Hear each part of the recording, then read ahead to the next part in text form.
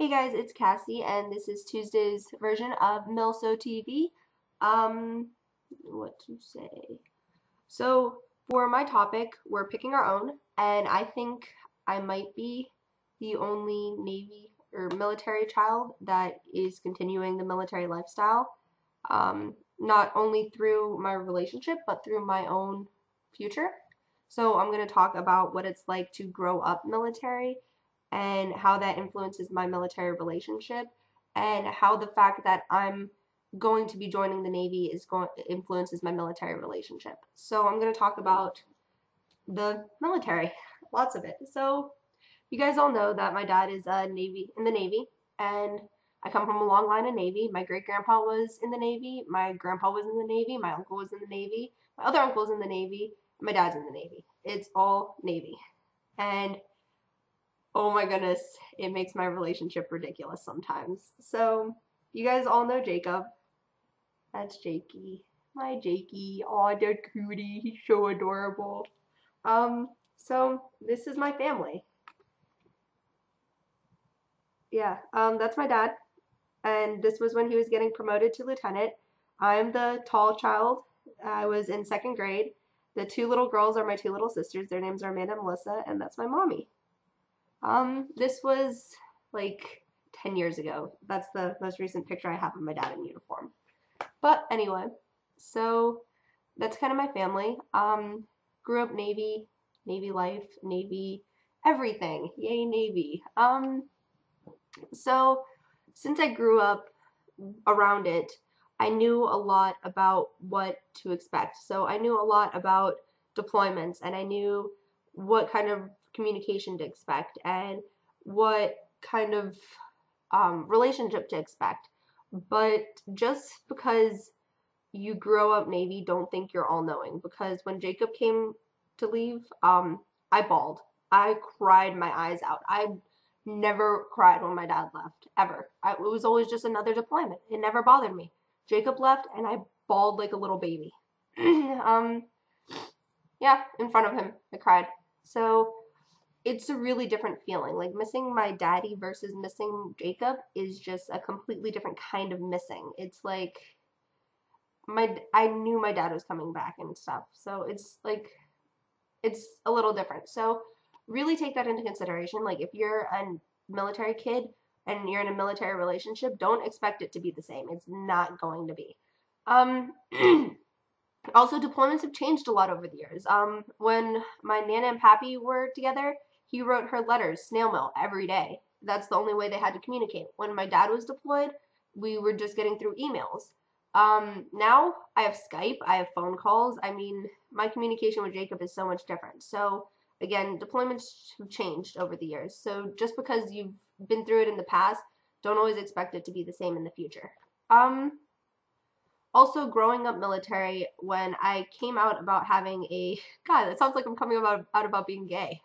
When I came out about having a military relationship, I got a lot of criticism. Like, it really impacted the way I went about telling my parents about Jacob. My mom was really cool with it. Like, she really could care less. My dad, on the other hand, I was kind of trying to keep it from because I was really hesitant. Because growing up, I heard a lot of the typical, like, what everybody thinks about military men.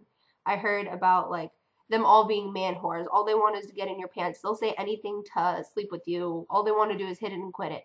I also heard a lot of, like, stories about them being fuck ups and, like, all being stupid and they're just kids who couldn't get into college and blah blah blah and they were too lazy to try in high school and a lot about them like just wanting to go out and drink and party and everything. So, and I know guys like that. Don't get me wrong. I know guys who are just like, dude, just hit it and quit it. One of Jacob's best friends, when me and Jacob first started talking, was giving him shit because he just wanted Jacob to hit it and quit it with me. And that just kind of goes to show like those people are out there. And my dad's seen it. Like my dad growing up, I heard a lot of stories about like my dad having to get rid of like send people to captain's mass and stuff because they were drunk on the ship and all sorts of random stuff. And like I heard a lot of stories growing up about how terrible young military guys can be. But that's not always true. Jacob didn't want to hit it and quit it with me. Like he's not a man whore. He's really faithful. Like in Thailand, his friends were giving him shit and giving me shit because on Skype because he got hit on by a hooker and he was like, no. And his friends were all like, yeah, he's pussy whipped by you, blah, blah, blah. I was like, well, good. He's a good guy. Like, just because military men have that reputation doesn't necessarily mean it's true. I mean, don't get me wrong, it can be true. There's a lot of guys out there who just want to party and live it up. And I mean, before Jacob, I did have another military relationship. He's not my first Navy relationship. And the guy that we broke up before he went to boot camp. Well, after boot camp. But we kind of stayed weird. And then he ended up, after we were officially done, getting a girl knocked up, getting kicked out of the Navy for providing alcohol to minors and driving intoxicated. So, I mean, there are those kind of guys out there. But just because one guy has that reputation and just because the older military guys look down on the younger military guys doesn't mean they're all like that. So that really influenced like how I went about introducing Jacob to my family and talking about him. So like I was really super nervous bringing him into my family, like bringing him up and being like, I'm dating a Navy sailor, because my dad's Navy and my dad's really critical and he lives by those myths of the typical enlisted guy. So that really made it nervous, and I did it. So anybody who's going through that same thing, you can do it too. Um, just pick your words really carefully. Like, don't be all like, I'm dating a sailor and I don't care what you say about it, blah, blah, blah. When I talked to my dad about it, I was like, Dad, he's a really good guy. You know, he's in the Navy to pay for college, and he's only going to be in for his 4 years. And I pointed out all the good things. So don't be like, he's in the Navy and that makes him honorable. Because let's face it, not every military guy is the best character. It happens. Sometimes they're shitty guys, but that's just in their character. It's not the military that makes them shitty, and it's not the military that makes them honorable. It's a great job. The I love the fact that Jacob picked that as his career, because I really respect it and I'm really proud of him bettering himself through a career. But it doesn't define his personality. His personality would be the same with or without the military. So I had to make that really evident to my dad when I was first bringing him home.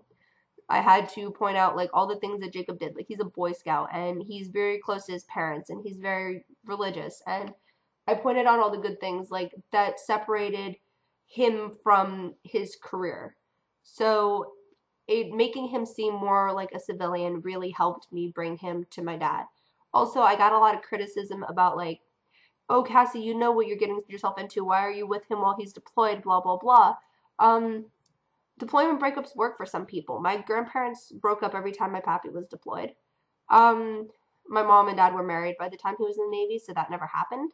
But deployment breakups don't work for everybody. Me and Jacob just have the personality types that we made the decision and we talked about it before he left. And we did consider breaking up. But we talked about it and neither of us wanted that, and neither of us felt like that would be better for our relationship. And we thought it would be best for us to stay together because we love each other and we are happy together, and I support him and he supports me, and it's a mutual, like, I give him support that he needs. And the only reason we were really considering breaking up or whatever is because he didn't want to put me through it again. And if you're a military child in a military relationship, that might be a big concern. You've been through it before, and do you really want to go through it again? And that's a personal thing. I knew I could do it. I knew that he was worth the wait and he was beyond worth the wait and I could handle it. But it's a personal thing. That was my experience. Just because I waited doesn't mean it's not best for you. My Nana and Pappy broke up and now they're married and they've been married for 60 years. So it really is a personal thing. And it's not always a bad decision. So really consider that.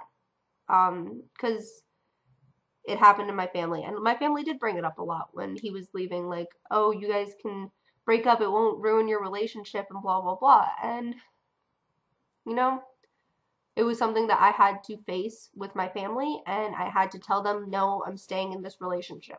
I'm going to see it through. And now they're fine with it. Now it's just kind of like, oh yeah, Cassie's boyfriend's deployed and he'll be back soon. So, yeah. Um, I can talk about good things about being a Navy brat and dating a sailor. Like, I can pick him up from his ship. I can run errands with him at the necks. I can get on the Navy base, but those really aren't important. The last thing I want to talk about is the fact that I am future Navy. Um, my dad introduced me to my recruiter a while ago, and it scared me shitless at first. Like, the thought of dating a sailor and knowing I would be going in really worried me. Like, I'm spending all this time waiting for him. Is he going to be able to do the same? But now I'm really not worried about it anymore. Like, we talked about it, and he loves my career option, and he's even thinking about reenlisting after he finishes college. And going in, I'm going to be commissioned in 3 years once I graduate college to pay for my medical school, and then I will be stationed somewhere with the VA hospital and working at the hospital. So it's kind of a little bit different of a track, and he's thinking about going back and being a pilot. So, I mean, the Navy is just, it's a lifestyle for me. It's what I've come to know, and it's almost even a comfort zone. So knowing that I'm joining really impacted me and Jacob's relationship at first. It really made us think, like, how long term is this going to be? Is it really going to work out? And we did talk about it, because we are thinking about taking the next step soon and getting engaged, and we're hopefully moving in together soon. So when he gets back. So, and if we do get engaged, we're gonna have a long engagement before we get married. So, yeah. But that's beside the point. Um, the point of the matter is that we did discuss my future in the Navy, and um, it really worried me, and it didn't end up influencing my decision to join. So I guess the moral of that is, if you really think the military is the best bet for you, don't let your significant other keep you from that. The Navy will really work with you. I know the Navy, I say Navy because I'm Navy, but the Navy will really work with you to help if you're together. I know a couple who is in the Army, and they're my dad's friends, and like, she would get stationed like maybe an hour from him, because they won't station couples at the same base, but they'll station them like really close. So, like, for example, in California, I might get stationed at Coronado and he might be stationed in San Diego. Well, we could still live together and still stay together. They'll really try and work with you to make it easy for you to stay together. And it doesn't always work out. So just know that, like, if you're joining and he's joining and you're together, you might end up stationed in California and Virginia. It happens. You get separation pay and all that stuff, and it'll work out. But don't let the differences influence your relationship, because if the military is the best choice for you, like it is for me, then you guys can work it out and talk about it. Really just sit down and be like, have a heart to heart and be like, look, I think that you're Army, I think I should join the Army because this and this and this and this and this. Or you're Navy and I want to go to medical school and the Navy will pay for my medical school. So in 3 years, I'm going to go commissioned after I get my undergraduate, which is what I'm doing. Great option, guys. Other than that, oh, one last thing. If your parents are in the military, they can find out anything. Anything. I promise. I didn't even tell my dad about Jacob because I was really hesitant. And he goes, so what about this new boyfriend? Like, what? Oh, I hacked Facebook and found out you were in a relationship, and I know he's on the Cape, and I know he is an E3, and I know he's an operations specialist, and blah, blah, blah, blah, blah. And I could hack his email if I wanted to, so don't be sending anything bad. So don't doubt military men. They can find out anything. Anything. It's crazy. Yeah. Maybe my dad's just the only one that's that crazy, but just in case you're a military daughter and a military SO, think about that one. So yeah.